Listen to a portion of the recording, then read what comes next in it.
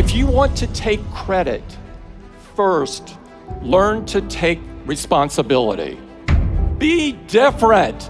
Leave something worthy. And always remember that you can't take it with you. You're going to have to pass it on. Silicon Valley is responsible for some of the most revolutionary inventions in modern history. From the first oscillator built in the Hewlett-Packard garage, to the iPhones that I know you're holding in your hands. Social media, shareable videos, snaps and stories that connect half the people on Earth. They all trace their roots to Stanford's backyard. But lately, it seems, this industry is becoming better known for a less noble innovation. The belief that you can claim credit without accepting responsibility. We see it every day now, with every data breach, every privacy violation, every blind eye turned to hate speech, fake news poisoning our national conversation, the false miracles in exchange for a single drop of your blood. Too many seem to think that good intentions excuse away harmful outcomes. But whether you like it or not, what you build and what you create define who you are. It feels a bit crazy that anyone should have to say this. But if you've built a chaos factory, you can't dodge responsibility for the chaos. Taking responsibility means having the courage to think things through. And there are few areas where this is more important than privacy.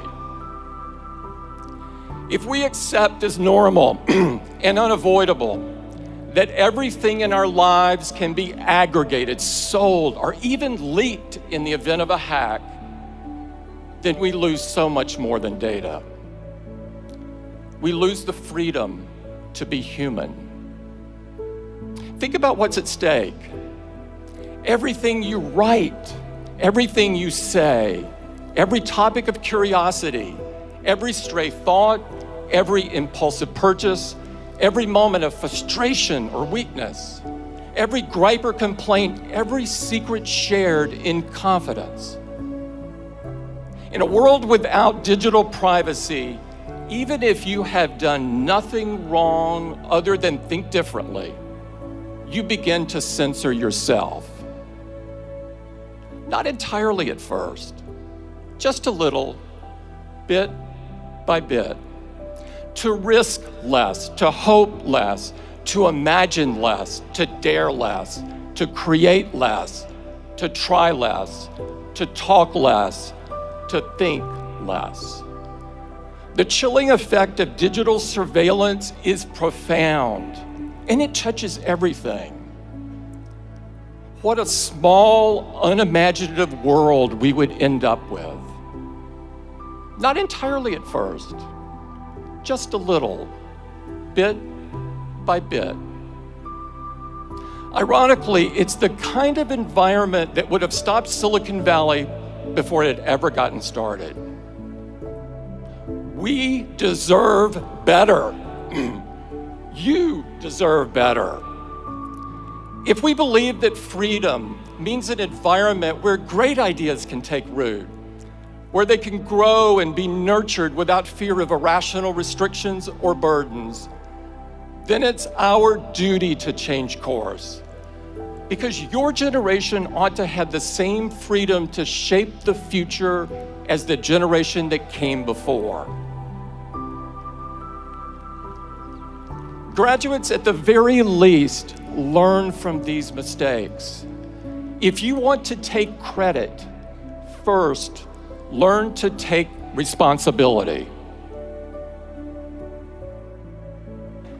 Now, a lot of you, the vast majority, won't find yourselves in tech at all.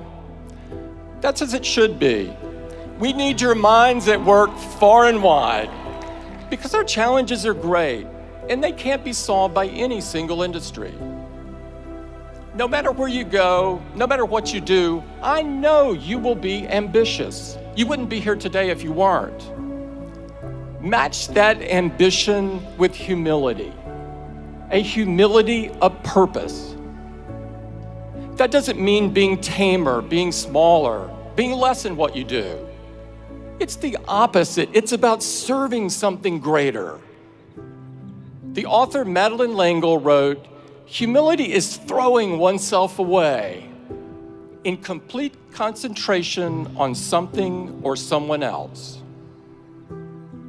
In other words, whatever you do with your life, be a builder. You don't have to start from scratch to build something monumental. And conversely, the best founders, the ones whose creations last and whose reputations grow rather than shrink with passing time, they spend most of their time building piece by piece. Builders are comfortable in the belief that their life's work will one day be bigger than them, bigger than any one person. They're mindful that its effects will span generations. That's not an accident. In a way, it's the whole point. Being a builder is about believing that you cannot possibly be the greatest cause on this earth because you aren't built to last. It's about making peace with the fact that you won't be here for the end of the story. That brings me to my last bit of advice. 14 years ago, Steve stood on this stage and told your predecessors, "Your time is limited, so don't waste it living someone else's life." Here's my corollary.